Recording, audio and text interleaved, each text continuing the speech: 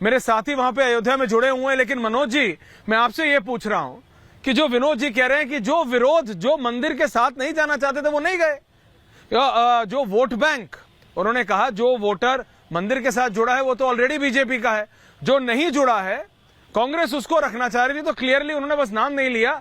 मैं ले लेता हूं हिंदू और मुसलमान। आपके सर्वे में क्या निकल के आ रहा है मनोज जी?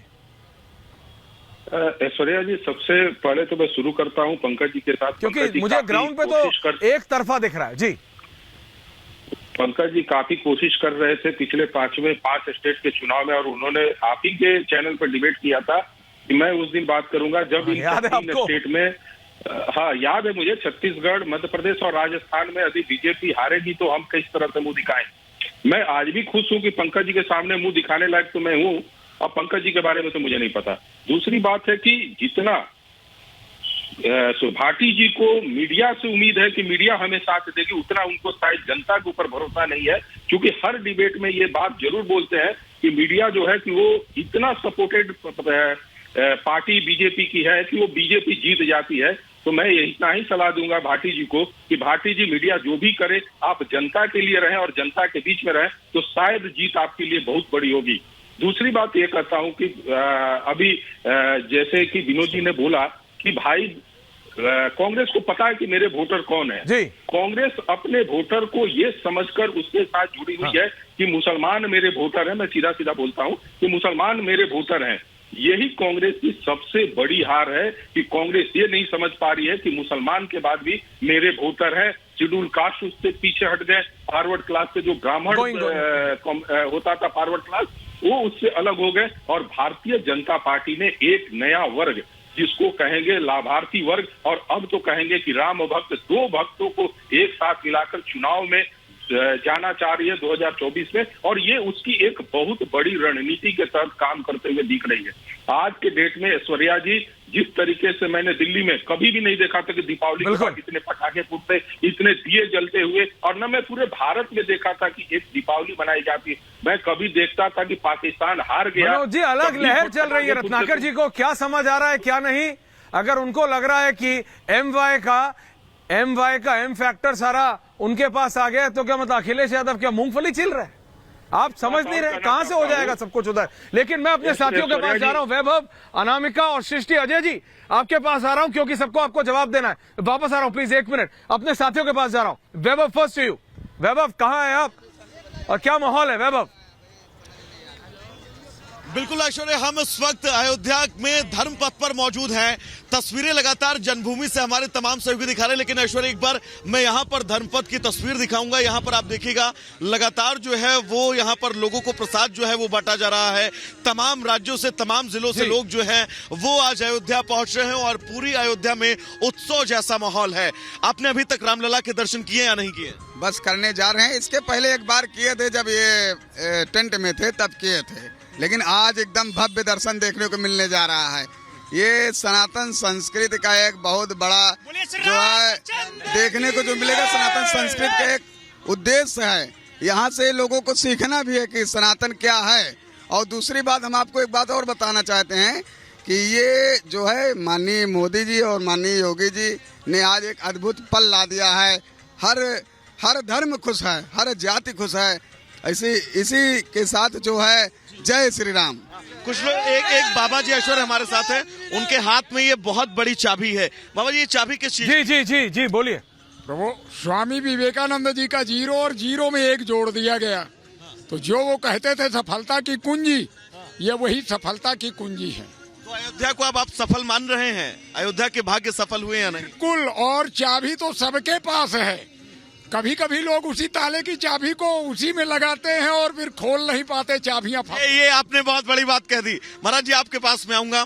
इस वक्त बदलती अयोध्या को देखकर क्या कहेंगे आप? हमें ये तो राम राज आ गया। ये जो बल्कि माने कह रहे हैं कि योगी जी और मोदी जी का सरकार है, जो बल्कि माने अयोध्या का जो राम मंदिर बना है, जो 500 बरस से मुद्दा के अटकाया, भटकाया, लटकाया, तारीख पर तारीख बल्कि मैंने पड़ता था।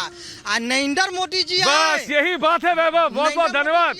अजय, आलोक जी, जनता ने जवाब दे दिया है। जनता ने रत्नाकर जी को, भाटी जी को जवाब दे दिया है कि ये जो लटकाया, अटकाया, भटकाया तारीख पे तारीख, ये आप लोग समझ रहे हैं कि ये ऐसा ही है? ऐसा नहीं है। अजय आलोक जी, जवाब चाहता हूं आपका विपक्ष पे। अजय जी। ऐश्वर्या जी, मैंने पहले भी बोला कि जो आंख बंद करके सोने का ड्रामा करें उनको जगाने का फायदा नहीं है। जो आप बार बार उनको बोल रहे हैं आपको समझ में नहीं आ रहा है, आपको समझ में नहीं आ रहा है। अरे इन लोगों को तो तब भी समझ में नहीं आया था जब प्रधानमंत्री ने अपील की थी कोरोना के समय मनोबल बढ़ाने के लिए कि सब लोग थाली लेके थाली को कस कस के बजाइए, और पूरे देश ने प्रधानमंत्री का समर्थन किया था। तब भी इनको यकीन नहीं हुआ था। इनको तो तब भी यकीन नहीं हुआ था जब पिछले साल चुनाव के दौरान कहा गया था कि 2024 में 2 बार दिवाली मनाएंगे, एक 22 तारीख को, एक तो ये मजाक बनाते थे। अकल पूरे देश ने दिवाली मनाई। विनोद जी ने बिल्कुल सही बात बोली। एक बात मैं मानता हूं विनोद जी को, उन्होंने नाम नहीं लिया लेकिन बहुत सही बात बोला। कांग्रेस या समाजवादी पार्टी क्या सोच के जाएगी भाई राम मंदिर में? बिल्कुल सही बोला कि राम मंदिर या राम मंदिर के सपोर्टर्स उनको वोट नहीं देंगे। लेकिन अगर गलती से ये लोग वहां चले गए तो जो मंदिर विरोधी है, जिसका वोट इनको मिलता है भर भर के, उनका वोट इन लोग के हाथ से छटक जाएगा। इसीलिए एक की देखा देखी में कोई नहीं गया कि अरे सपा नहीं जा रही है, हम लोग कैसे जाएंगे? अरे कांग्रेस नहीं जा रही है तो दीदी कैसी जाएंगी? अब बंगाल में तो ममता दीदी एक कदम आगे निकली भाई। 22 तारीख को सब जब राम लल्ला के प्रतिष्ठान के समय राम लल्ला की कसम खा रहे थे, ये अल्लाह की कसम खा रही थी कि अल्लाह की कसम हम बीजेपी से जीतेंगे, कांग्रेस हमारा साथ नहीं दे रही है। तो 22 को पूरा देश राम लल्ला की कसम खा रहा था, ममता दीदी अल्लाह की कसम खा रही थी।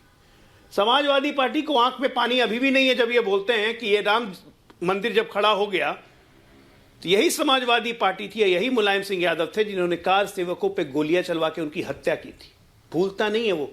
उस पीढ़ी के लोग भी वहां मौजूद थे। एक व्यक्ति मौजूद था राम सेवक सिंह, इन्हीं के मैनपुरी का रहने वाला था। उसकी एक आंख की रोशनी चली गई थी। अब वो कल दोनों आंखों से रो रहा था जब ये मंदिर बन रहा था। ये इतना अंदर से जुड़ा हुआ विषय था। लेकिन इस पे आज भी हिकारत की राजनीति करना और हमें कहना कि हम इस पे राजनीति कर रहे हैं, अजीब बात है साहब। मंदिर से नफरत आपको है, मुसलमानों को प्लीज आप करेंगे। समाजवादी पार्टी के शकीर रहमान भट्ट कुछ बोलेंगे, असदुद्दीन ओवैसी कुछ बोलेंगे, ममता दीदी के लोग कुछ बोलेंगी, और सांप्रदायिक राजनीति हम करते हैं। बहुत अच्छे। 140 करोड़ देश की 110 करोड़ लोगों की बात हम करते हैं तो हम सांप्रदायिक हो गए। और 30 करोड़ वोट लेने के लिए, 30 करोड़ वोटर को वोट लेने के लिए आप लोग आपस में कुत्ते बिल्लियों की तरह झगड़ा करो तो आप लोग बड़े सेकुलर हो गए। ये कौन सा डेफिनेशन है सेकुलर और सांप्रदायिकता का? जरा ये समझा दें। राम मंदिर बना वो हमारे देश के लिए गौरव का बात है, त्रिपाठी जी यहाँ पे एक बहुत नारा, पूरे विश्व के लिए गौरव का बात है। ये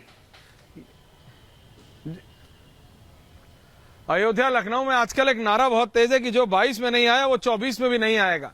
त्रिपाठी जी, मैं आपका व्यू पॉइंट जानना चाहता हूं। रत्नाकर जी, दादा। ऐश्वर्य जी, जॉर्ज बर्नार्ड शॉ ने कहा था, beauty lies in the eyes of the beholder. उसी तरह hate lies in the eyes of the haters. आप क्या एक पत्रकार महोदय कह रहे थे कि राहुल गांधी को टीस है। राहुल गांधी को टीस है तो जमीन पे बैठ गए और हेमंत बिश्वा शर्मा अंदर नहीं जाने दे रहे हैं। हेमंत बिश्वा शर्मा को टीस है और अजय आलोक जी क्या बात करेंगे?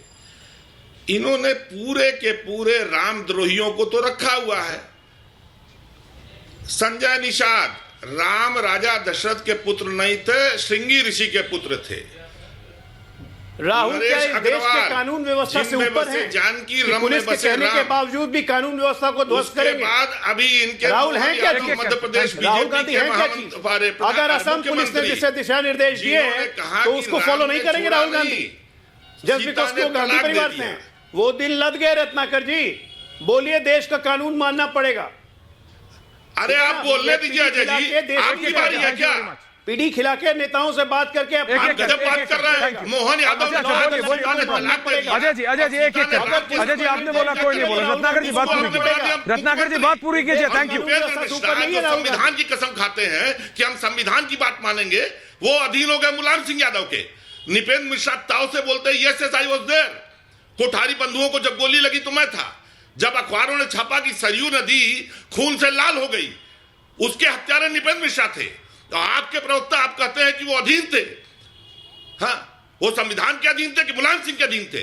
अगर संविधानेतर काम था तो नृपेंद्र मिश्रा दोषी है, मुलायम सिंह यादव थे, और मुलायम सिंह भी दोषी है। और अगर आप कहते हैं कि नृपेंद्र मिश्रा सरकार का पालन कर रहे थे, दोनों दोषी नहीं है। हत्यारों को आप अपने मंत्रिमंडल में लाते हैं, सीता को तलाकशुदा, तलाक देने वाली और आत्महत्या करने वाली बताते हैं, मंत्री बनाते हैं।